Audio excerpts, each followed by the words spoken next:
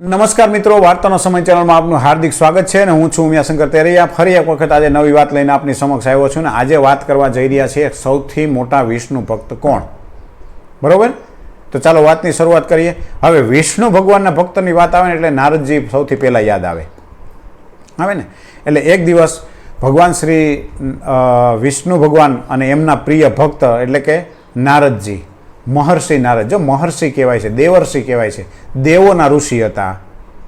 એટલે દેવર્ષિ નારદજી પૃથ્વીલોક ઉપર હતા ને એટલે એને ફરતા નારદજીને સતત મોઢે ભગવાન નારાયણનું એટલે નારાયણનું નામ મોઢે હોય છે વિષ્ણુ ભગવાનનું, નારાયણ નારાયણ નારાયણ.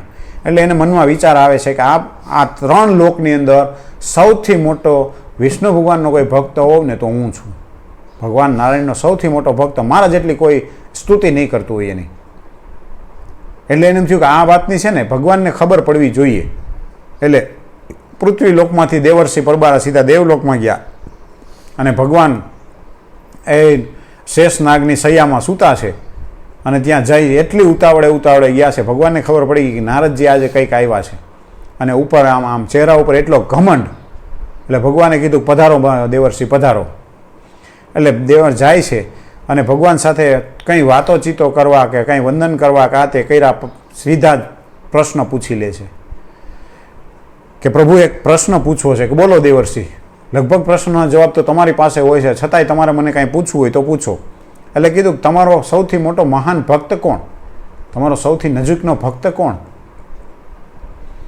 એટલે જે નારાયણે એટલે કે વિષ્ણુ ભગવાને એવું કીધું કે આ પૃથ્વીલોક ઉપર એક ગરીબ ખેડૂત છે, એક ગરીબ ખેડૂત છે, એ મારો મહાન ભક્ત છે.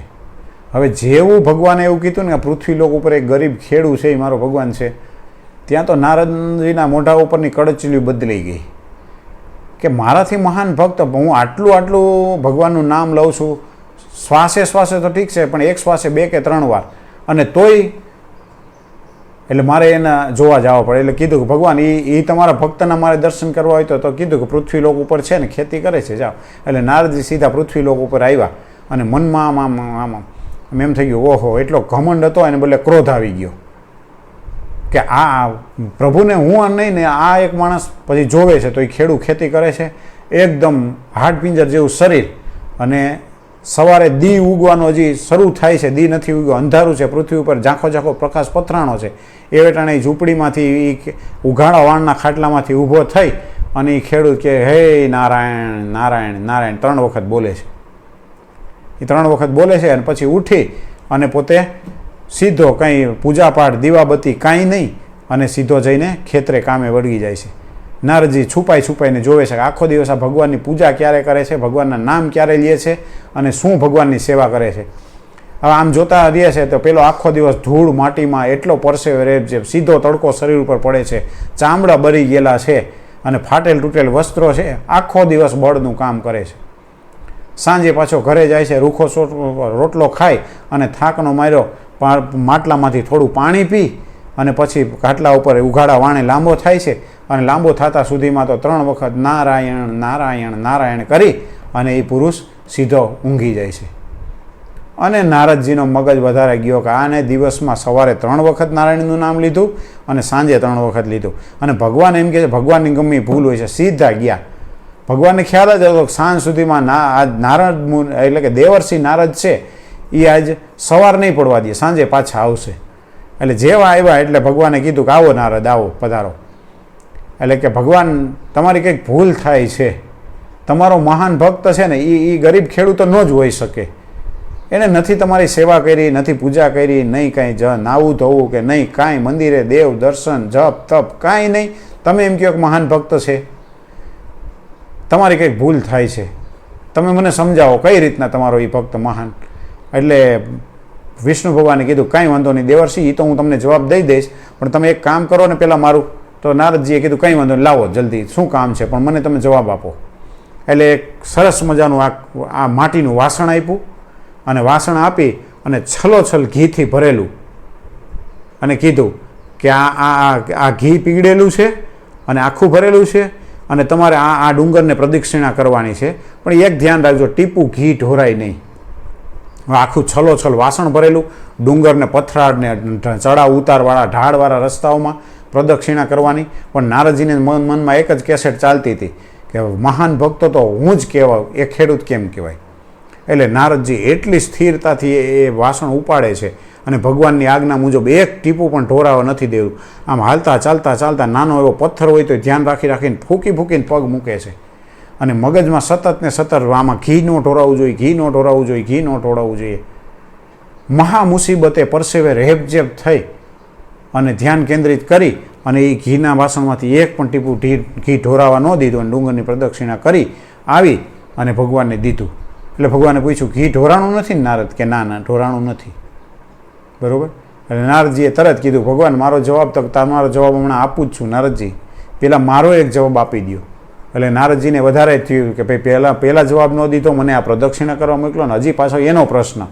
એટલે પછી વિષ્ણુ ભગવાને પૂછ્યું, નારદજી તમે આ ડુંગરને ફરતી પ્રદક્ષિણા કરીને આવ્યા, અહીંથી ઉપડ્યા પાછા અહીં આવ્યા, ત્યાં સુધીમાં મારું નામ કેટલી વાર લીધું? અને ભગવાન નારદને જાણે કે આમ 12 વાણ ડૂબી ગયા હોય ને એની ઘોડે ઢીલા ઢપ થઈ ગયા કે પ્રભુ એકેય વખત નહીં. કે કેમ નારદજી? કે તમે આ કામ જ એવું હોય પૂતું કે આમાંથી ઘી ન ઢોળાવવું જોઈએ, ડુંગરને ડુંગરાળની કેડી હાલવાનું, ઝાડે ઝાંખરી પાણા કાંકરા ઢળાવ ઉતાર ચડાવ અને વળી પાછું ઘી ઢોરાઈ જાય તો તમે એમ કહો કે ઘી ઢોરાઈ ગયું. આમાં મને યાદ જ ન રહ્યું. અને છતાંય આવા વિસ્તારમાંથી ગરમી ટાઈટ તડકો જોવો તો ખરા, હું પરસેવો થઈ ગયો. એટલે કે નારદજી તમે શ્વાસે શ્વાસે 2 વખત મારું નામ લ્યો છો ને એટલે તમને એવો અહમ આવી ગયો હતો કે હું જ નારાયણનો ભક્ત મોટો છું. પણ જે પોતાની જવાબદારી નિભાવી અને ભગવાનનું નામ લે છે, તમે જે ખેડૂતને જોવા ગયા હતા ને જે ખેડૂતની પરીક્ષા કરવા ગયા હતા ને એની ઉપર કેવડી જવાબદારી છે. આખા એના પરિવારનું, એનું ગુજરાન ચલાવવું, એનામાં અનાજ પેદા કરવું ખેતીમાંથી, એ અનાજ કોકને આપવું, પોતાના પશુ ઢોર બળદ આ બધાનું ધ્યાન રાખવું અને આટલી કાળા તડકાની મજૂરી, શિયાળો ઉનાળો ચોમાસું આ બધું કામ કરવું અને પછી સવાર સાંજ જાગતા પછી અને સૂતા પહેલાં 2 વખત મારું નામ લઈ લે છે. એટલે એ હજારો વખત નામ લીધા બરાબર છે. જ્યારે તમે તો માનો કે મારા નામ લીધા સિવાય નારદજી કોઈ કામ નહીં ને, ત્યારે નારદજીને પેનો અહમ ઓગળી ગયો કે મેં ખાલી તમને એક આટલી જવાબદારી સોંપી હતી તો એમાં તમે મને ભૂલી ગયા. તો એ ખેડૂત બિચારો આવી પરિસ્થિતિમાં, ગરીબાઈમાં, આ વિકટ પરિસ્થિતિ, તાડ તડકામાં ક્યાંથી મને સતત યાદ કરી શકે? એટલે એ સવાર સાંજ 2 ટાઈમ યાદ કરે છે ને, એ મારા માટે પૂજા છે, એ મારા માટે કીર્તન છે, એ મારા માટે ભક્તિ છે, એ જ મારા માટે જપ ને તપ છે. પછી નારદજીને સમજાઈ ગયું કે ખરેખર સાચી ભક્તિ તો જવાબદારી સાથે કરવામાં આવે ને એ જ ગણાય. આશા રાખું છું કે જે નારદજીને વાત સમજાણી એ આપને બધાને સમજાણી હશે. ફરી વખત નવી વાર્તા લઈ અને આવીને આવશું. પરંતુ છેલ્લે એક રિક્વેસ્ટ છે કે આવી વાર્તાઓ સાંભળવી અને બીજાને સંભળાવવા માટે ચેનલને શેર કરો, લાઈક કરો, સબસ્ક્રાઈબ કરો. નવી વાર્તા લઈને ના આવું ત્યાં સુધી અસ્તુ. જય હિન્દ.